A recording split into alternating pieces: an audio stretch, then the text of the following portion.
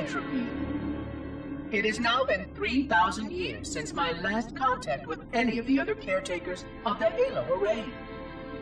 Despite clear communications protocol, my fellow monitors have either chosen to ignore, or, more likely, have lost the ability to engage in our scheduled updates.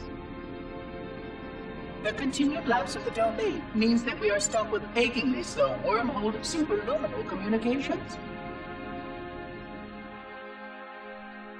Prior to this total communication shutdown, the only messages I received in the preceding 4,573 years were incomplete and quite perplexing transmissions from Installation 05.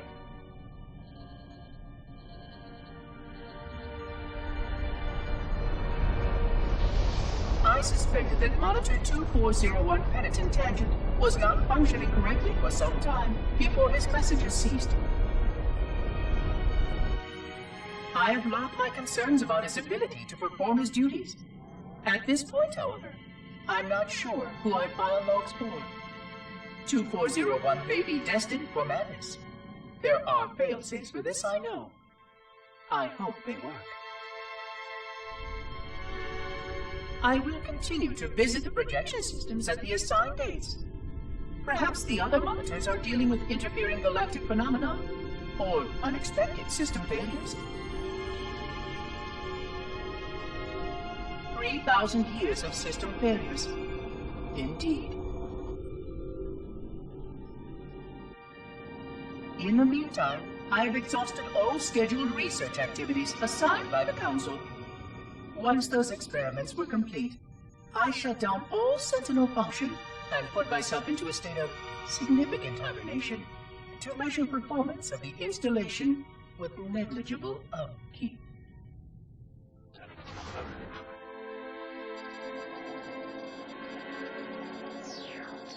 After 150 years with no noticeable impact upon installation systems or integrity, even in hibernation I became bored. This was quite troubling, as I was led to believe I was not capable of such a state. This was one of the gifts I was promised, an end to strife. I am aware of the dangers of a system such as myself losing operational focus. Quite troubling.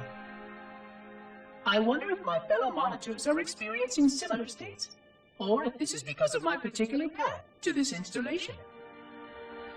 For amusement, I have begun a series of experiments involving the evacuation of all matter from contained sections of my installation. By measuring the geologic effects of exposure to the vacuum of space and the eventual biological recovery of these sections, I anticipate getting valuable insight into emergency response scenarios in case of sentient proximity warning.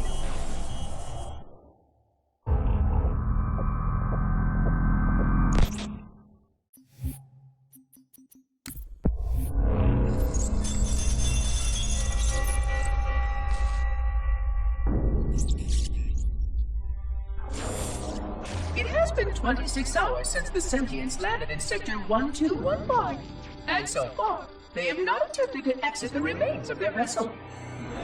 I say remains because their landing was either not executed adequately, or this vessel lacked significant maneuvering capability. The visible portions of the vessel have suffered catastrophic structural damage during the violent landing experience. I have detected atmospheric leaks in 17 distinct locations along the hull. My analysis shows that the mixture of gases coming from the ship matches the natural atmosphere on my installation almost exactly. Perhaps the occupants, if they still live, were originally cataloged here. Perhaps these beings will confirm that the plan was successful, and that the galaxy has returned to its proper cadence. I am beyond optimistic. But I do not understand why these sentients have not attempted to exit their vessel. Other than the leaking atmosphere, the only thing emanating from this wreckage is an automated distress call. I am currently translating this automated broadcast, but with such a limited dataset and no direct communication, I do not anticipate full comprehension. Given the short-range nature of this craft, it is likely that other vessels are nearby.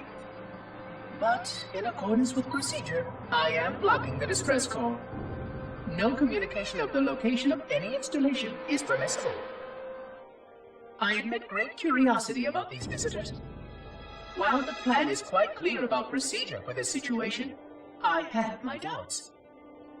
How many failure points can the plan sustain before blind adherence becomes counterproductive? Surely, in light of all that has changed, I should be able to modify my responses to adapt to it. No, I have duties, and I have a terrible cargo here. I must be sure. I shall obey and content myself to monitor. I hope they go out soon, though. So many questions to ask. So many questions.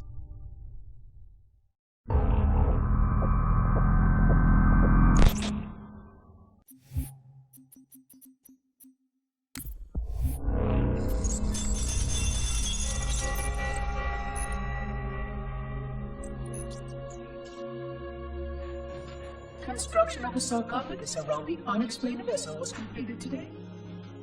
No occupants ever exited.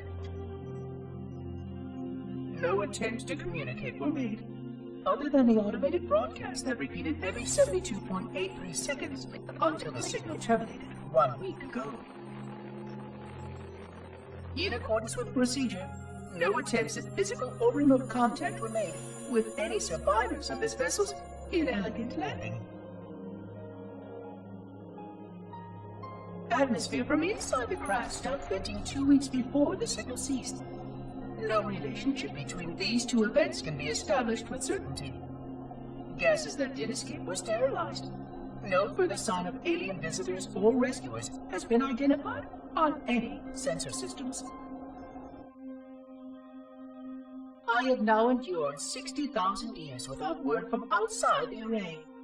I have no way to know whether we actually saved the galaxy we destroyed. And because of protocol, I sat silently while my first chance to be judged for those acts died. To say that I regret being forced to this outcome is a tremendous understatement. But as I perform my inspection of the quarantine labs today, I am reminded of the gravity of my responsibilities. Just one of these spores, if released from this facility, would render the ultimate judgment against our self-appointed role as protectors of this galaxy. When the plan to maintain the Halo array was created, it was a point of some contention whether we should preserve any remnant of the flood infection. Many thought this unwise, as there was a notable chance that one day one of our containment facilities might be breached. Those who held this belief were almost successful in convincing the Ecumen Council to destroy the last blood samples. But oddly enough, it was the librarian who decided otherwise. And I believe she was correct. I know in a way I cannot logically explain that there exists a way to actually defeat the flood. To immunize, to cure. I still struggle with multiple layers of memory of fighting the flood. But I know this cure is possible, even though the full genius of the Forerunners was unable to achieve it. The Forerunners' ancient enemy held and used that knowledge once, but it was denied to us. And without samples for further study, that cure will never again be found. Of course, I have no reason to believe that here lies the entirety of the parasite. It may be waiting in the frozen void beyond this galaxy, or worse, inexorably drifting toward us. I don't know what survives out beyond my installation, but I know that in order for anything to survive, I have to protect this installation and its quarantine very carefully. Yes, the librarian was right to store it, examine it, continue to seek a cure. Still, next visitor, things will be different.